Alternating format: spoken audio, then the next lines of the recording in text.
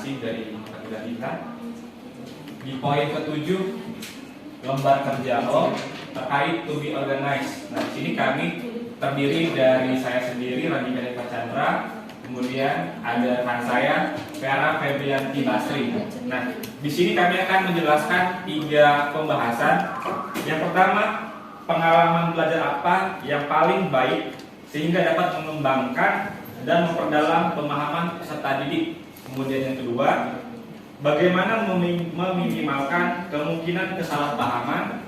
Dan yang terakhir yang akan kami bahas itu adalah bagaimana mengatur dan mengurutkan pengajaran dan pembelajaran untuk memaksimalkan keterlibatan dan efektivitas. Nah, untuk poin yang pertama ini akan dibahas oleh saudari Vera. Saya persilakan.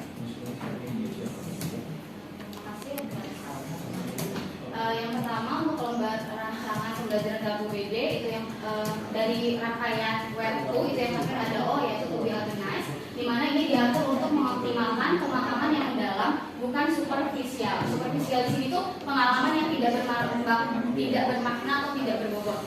Nah, proses pembelajaran dibuat terorganisasi dengan mengatur dan mengurutkan rencana pembelajaran untuk melibatkan siswa secara aktif dalam pembelajaran. Kemudian, guru mengintegrasikan kebiasaan dalam keterampilan pemecahan masalah, serta pemanfaatan teknologi dapat digunakan dalam pembelajaran untuk menganalisis dan menginterpretasikan data. Selanjutnya, ini pertanyaan yang pertama, pengalaman belajar apa yang paling baik sehingga dapat mengembangkan dan memperdalam pemahaman peserta didik. Nah, pengalaman pembelajaran yang bermakna dengan melibatkan peserta didik, mempersiapkan kegiatan pembelajaran yang berorientasi pada siswa seperti kegiatan diskusi kelompok. Di sini ada konten, proses, dan hasil. Jadi guru mempersiapkan konten, proses, dan hasil seperti apa yang akan didiskusikan oleh kelompok. Kedua, penggunaan teknologi untuk mendukung kegiatan pembelajaran seperti mengarahkan atau membolehkan peserta didik menggunakan teknologi seperti handphone untuk mengakses sumber belajarnya. Selanjutnya, kegiatan belajar yang diselipkan games atau ice breaking di dalam kelas maupun mengarahkan ke setiap kelompok untuk membuat ice breakingnya sendiri. Selanjutnya, menggunakan media-media pembelajaran yang mendukung seperti video pembelajaran, kegiatan praktik menggunakan karton dan sebagainya. Dan yang terakhir, menyesuaikan capaian pembelajaran dengan karakteristik peserta didik. Nah, ini yang terakhir ini juga menjadi hal utama yang harus diperhatikan, karena di atas kan kuncinya adalah pengalaman belajar apa yang paling baik. Jadi pengalaman yang disesuaikan dengan karakteristik peserta didik itu akan lebih memudahkan si peserta didiknya mengingat pembelajaran di dalam kelas. Selanjutnya kami lanjutkan. Baik, nah untuk pembahasan selanjutnya ini terkait bagaimana meminimalkan kemungkinan kesalahpahaman. Nah, pada pembahasan kami ini itu kami akan membahas bagaimana caranya kita sebagai seorang guru dapat mengorganisirkan peserta didik agar ketika pembelajaran berlangsung ini tidak terjadi kesalahpahaman. Ada beberapa langkah. Yang pertama, ini menyamakan persepsi antara guru dan peserta didik. Sering kita jumpai atau kita temukan masih ada guru yang ketika pembelajaran ini tidak menerapkan atau melakukan persepsi langsung kepada inti pembelajaran. Nah, ini tentu akan memungkinkan terjadinya kesalahpahaman terkait materi yang akan disampaikan oleh guru, sehingga materi yang disampaikan ini dikhawatirkan tidak dapat dipahami atau siswa ini malah tidak fokus dalam mengikuti pembelajaran. Artinya persepsi ini menjadi salah satu upaya dalam meminimalkan kesalahpahaman.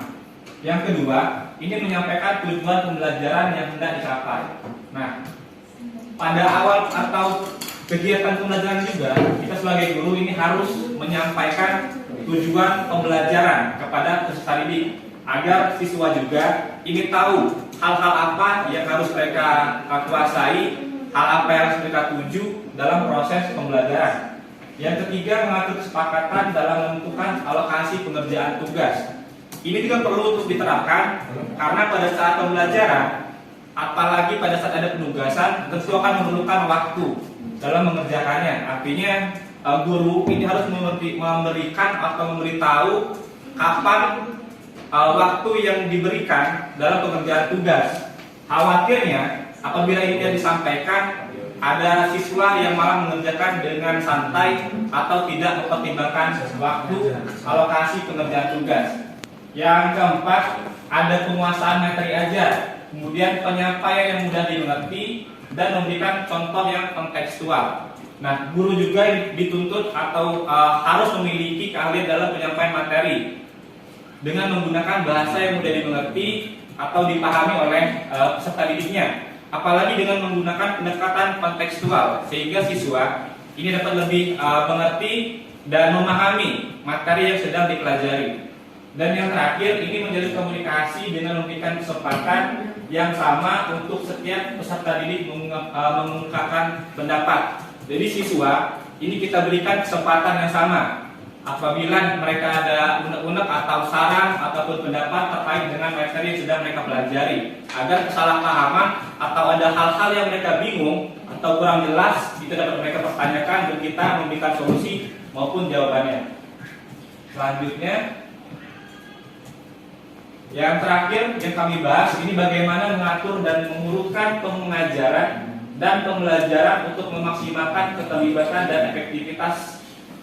Yang pertama, ini membuat rencana pembelajaran. Membuat rencana pembelajaran dalam UBD ini berdasarkan desain Web2 yang kita pelajari pada hari ini.